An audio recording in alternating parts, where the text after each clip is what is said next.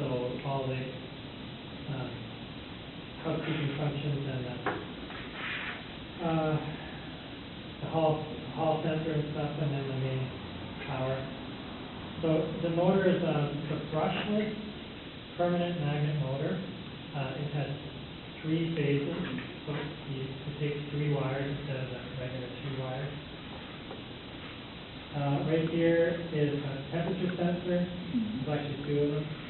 And I found after running it that the controller doesn't get all that warm, but the motor does. So I ended up transferring those to the motor. The motor actually gets much hotter than the controller. You transferred what to the motor? The sensor? The heat sensor. Yeah. So that the fan would stick on. So there's the fan. Built it on the outside because there's no room inside for it.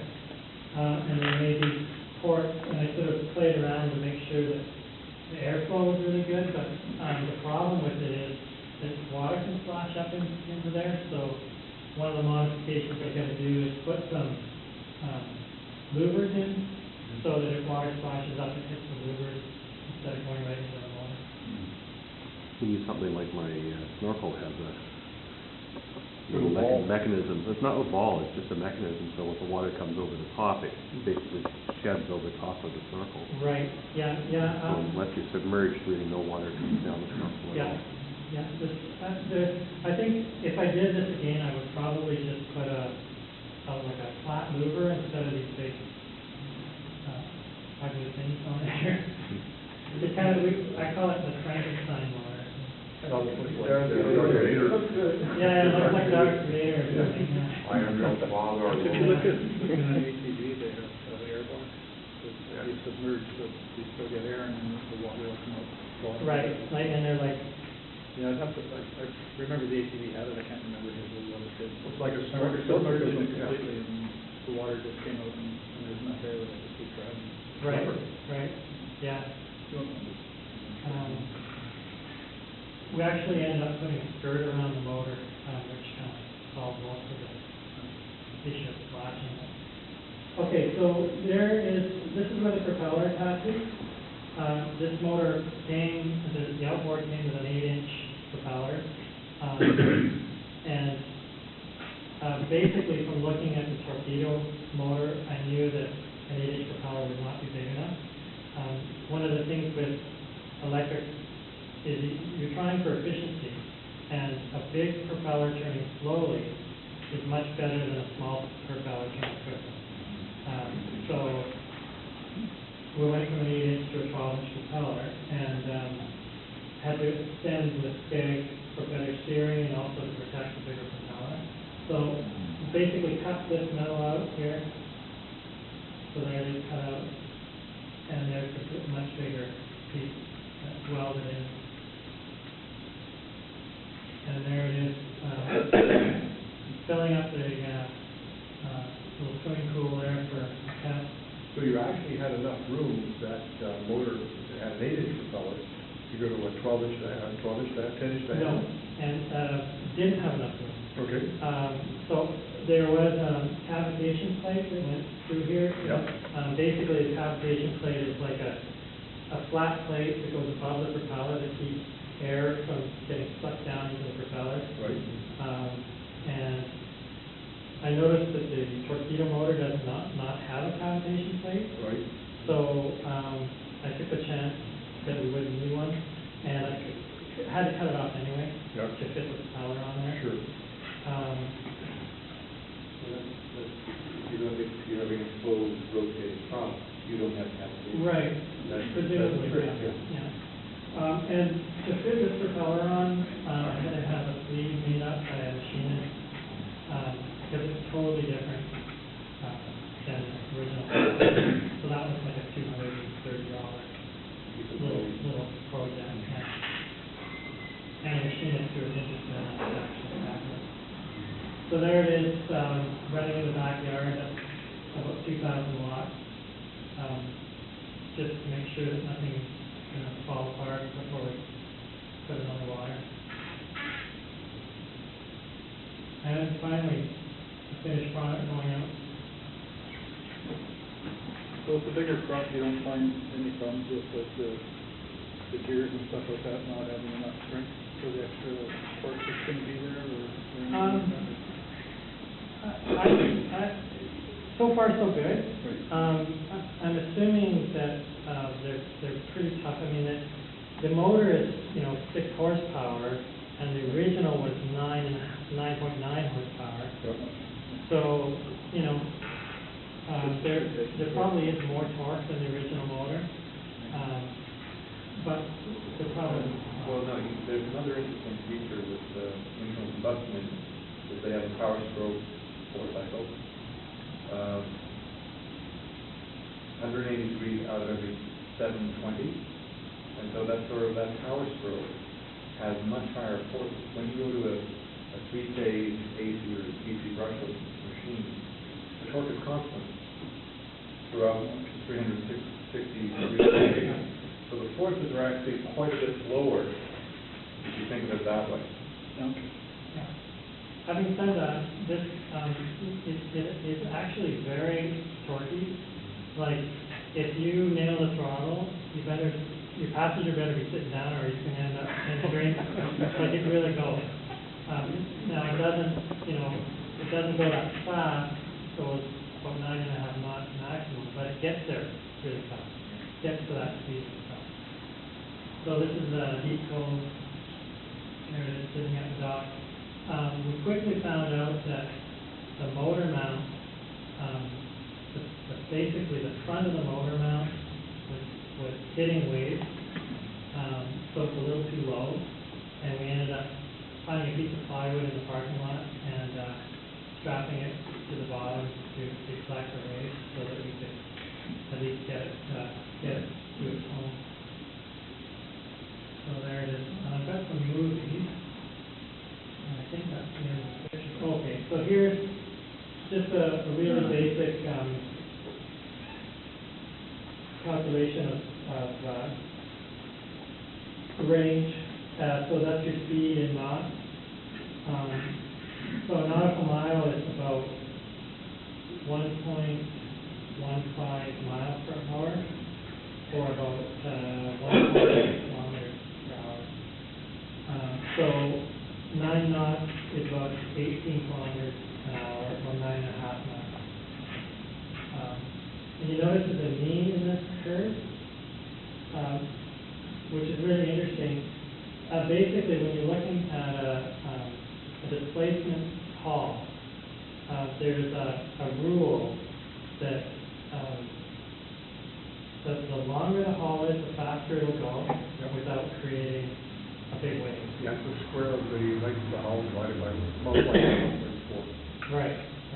So if you take the square of 16, which is 4, and divide it by the 16-foot boat, right? Divide it by multiply by 1.4. That's your hull speed. It comes out to about 5.5 knots. So this mean here makes a lot of sense. If you were in say a 20-foot boat, that mean would be up here somewhere. So you'd be able to go that much faster without increasing the power. Notice the power is going up in leaps and bounds here and not so much here. So anyway, it easily does at 8 knots the 5-mile trip and return without charging. So in that way it's fast. I was hoping for about 10 knots, and we get 9.5 knots at 5,000 watts. So you get these points, are these experimental or theory? How did you... These are measured with the GPS. Hard numbers. Yeah, hard numbers, yeah. Old speed over ground, as opposed to speed through the water. It's speed over ground, yeah. Because your speed's going to change depending on whether you got an ebb or a flood tide. Right, and so they're not totally precise, Yeah. but they're close, obviously close enough because they're following fairly well. So you notice that, say you were doing this for fishing or just touring, recreational or whatever, at 5 knots, you can putter around all day at 5 knots. At 5 knots on the water is actually not too bad. A kayak goes about 3 knots. And it takes a lot of energy to do that. Yeah. Yeah. Oh, you can build up your arm on that So, thing. so if you have a flat bottom boat, with that, what kind of difference does it have for how? Not good at all. A flat bottom boat, depending on how the ends are shaped, like if both ends are just like a barge, Or banana. then, or banana, then it will be governed by the hull speed of the boat. So if it's a 16-foot boat, you can expect the top speed to be around 5.5 knots. But the flat hull is very inefficient. There's a lot of, they call it wetted area, and it's just, the more curves you've got, the better. So a nice rounded hull is the best. boat would be better than a flat bottom. Yeah. Yeah, but again, it comes back to the amount of boat that's in the water. Right. So the more surface of the boat that's actually in the water, that's going to cause drag. And the other thing you're talking about with the planing hull, a planing hull's got a very sharp stern on it.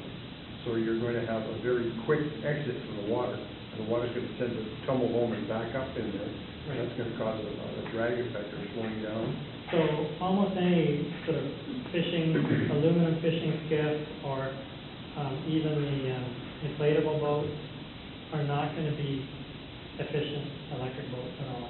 Because they're not a double engine. They don't Yeah, have they're any not a exit. double ender yet. So it's difficult to find, like if you're looking for a boat, it's not easy to find a double ended boat, because most people want a plane, right? You put a 50 horse outboard on it, away they go at 20 knots or whatever. So it's not easy to find. So I've got a couple of movies here, and that'll be it. This is a great project. Yeah. Doing it again, what would be your major, what would you do? Most of it would be a longer boat, because basically the capacity of this is 2 people. It's nice to be able to have 3 or 4 people, friends or whatever. And with an 18 or 20 foot hull, that'd be no problem. And you have more speed for that. You'd have more speed at a certain amount. Right, so at that 6 knots, you'd be able to go a little further. I don't think it'd be a huge difference, but it's just that little bit more. And your top end would probably be half a knot faster.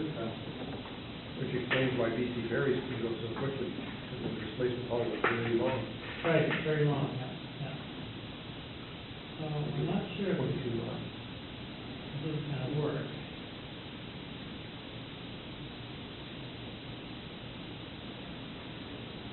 It's not getting on the screen very well. There you go, that'll make it fit. Perfect. So here's the backyard test.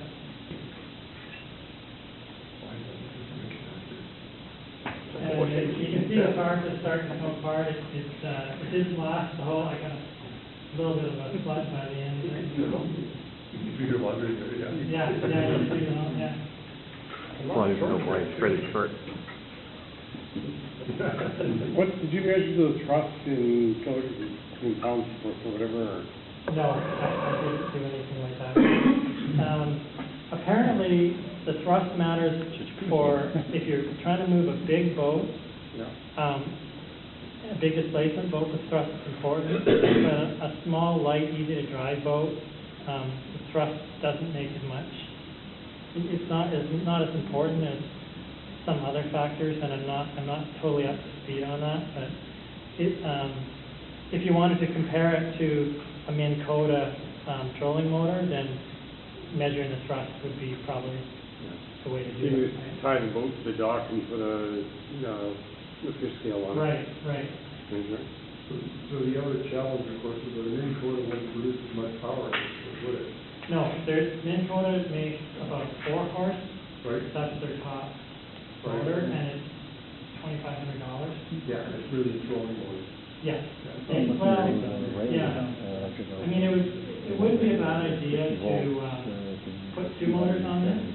It would make it super maneuverable. You put 1 motor on each hull, and you could turn a circle in your own length, right? Yeah.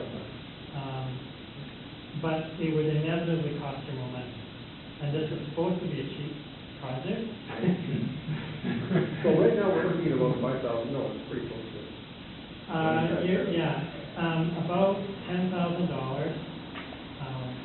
Some of that was wasted on motor experiments. Probably $1,500 of wasted parts that I have sitting around. Oh, the R&D. Yeah, R&D. It has much more steam. So this is just after putting it in the water. Look at these, I like your phone. Yeah.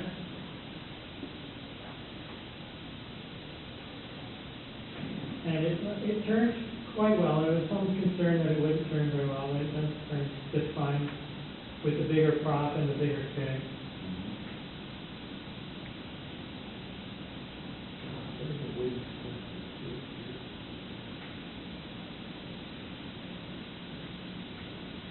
And if you watch closely on this video, you'll be able to see that the water coming up the back when I come by, and the problem it has with the water hitting the back of the motor mount.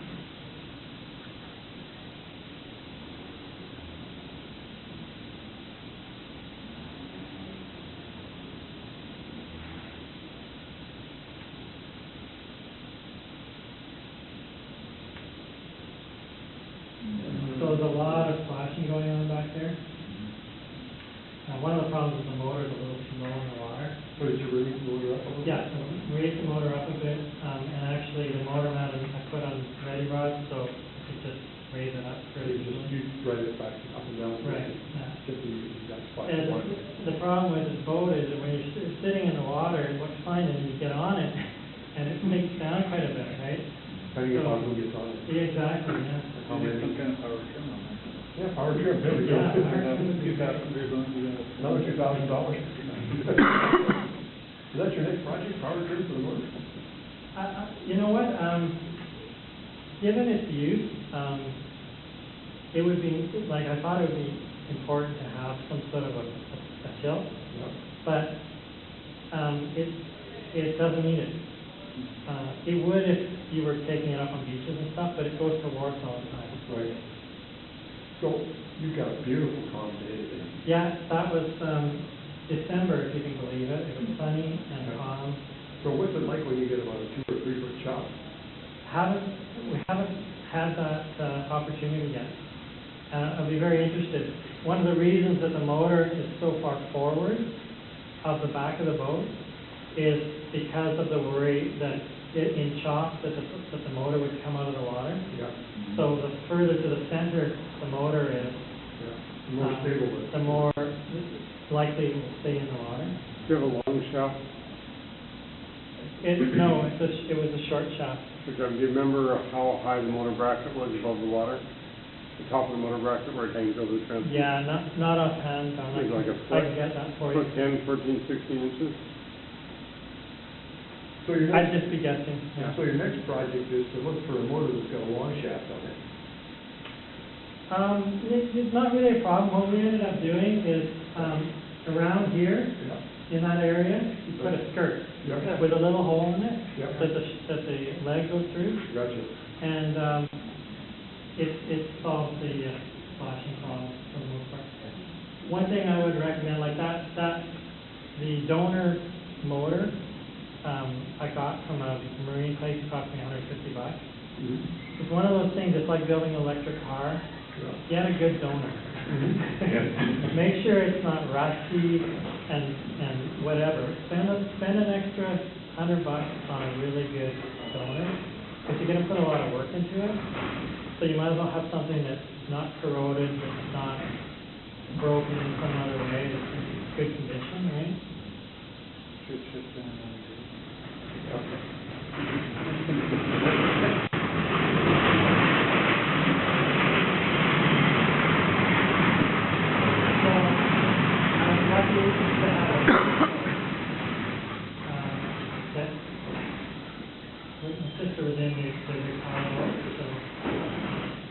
That's the one that costs Yeah, yeah.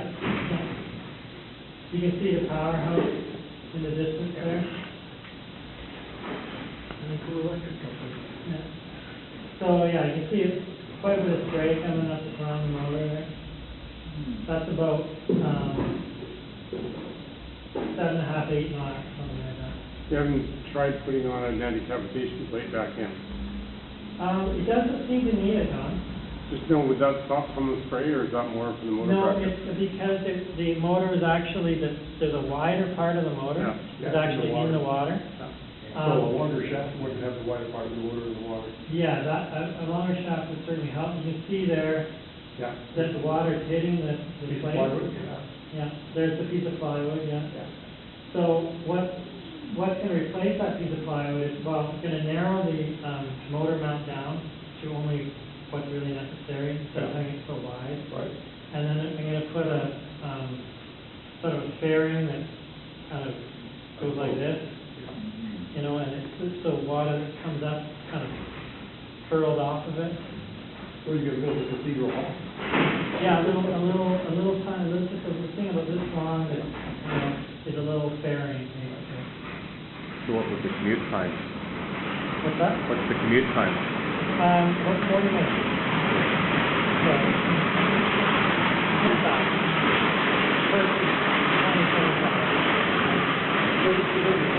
So, yeah. But it doesn't count for $7. No, I figured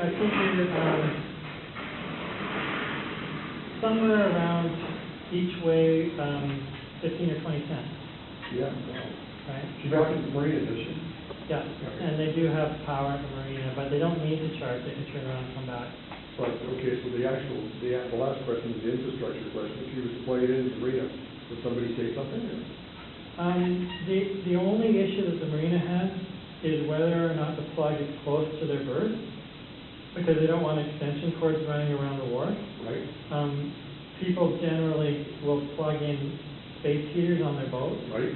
So, 700 watt charger is no different than a space heater, really. Yep. So that's, so they don't have access to a really close, here, I'll show you. When you were traveling there, it didn't look like you had any water behind the seat very much at all. It's fairly dry behind the seat. I'm just thinking for your motor, for the cooling, you could put a snorkel up to be behind the seat there. Yep. And then you wouldn't have to worry about the water. Right. You certainly, and that was another, which is a suggestion. I just didn't want to put a big pipe. Yeah. So interesting here, there's actually a wave that develops between the hull, and you can see it peaking. Right. So that was another thing that we didn't know, and it impacts on the motor mount. Interesting. It also gets all your wiring underneath there. Yeah, everything was soaking wet under here, right? So it's like, okay, well, make sure it's all waterproof. What if you put the, I have some crazy idea, but move the whole, it's up to the back now, but move the whole motor forward. That's supposed to have it like that. For steering, it would be a bit counterintuitive, I think. But it might work. It could work. You can't have it anywhere near the center. Yeah. It would have to be right at the front. And I don't know, somehow I think if you were in wavy conditions, having it lower at the front might not be the best. Because the reason you wanted to put the motor in the center is because that's the part of the boat that's going to always be in the water. With Exactly. the boat bobbing up and down. Right, but if you put it in the center, you won't be able to turn. So what about if you put the motor in the center, And then put rudders on. put two rudders? Yeah. What would that do? Certainly you could do, the only thing with rudders is, for one, they're dragging the water. Yeah. So you're going to lose a little bit of speed at the top end. Right? The other thing is you have to be moving for them to work. Absolutely correct. No discharge, correct? Yes. Right. So if somebody who's used to a stern drive or an outboard, which these guys are, Yeah. And you go to turn it at the wharf And nothing happens, Yeah. it's not the best, so. Of course, you know why hobby cats have such great big rudders on them. Because usually only one is. Well, because of the speed they're moving at. Sure, they move, yeah. So they need a bigger rudder to affect the turn, to have an effect. Right. And these will be, actually have a bit of steel function built into the hull. Yeah. Which wants to keep the boat in a straight line, which is actually not ideal. The longer Hobies had a centerboard or dagger board, which is like a long board that keeps the boat from slipping sideways when you're sailing. And taking that board out, the hull is more efficient. Right. So definitely an 18 or 20 footer, but the thing is the price goes up too Yep. for the bigger ones. And I think that's about it. I'll try one more movie. I can fly with the marina with that. Yeah. So much your foot. No, I think that's the same movie.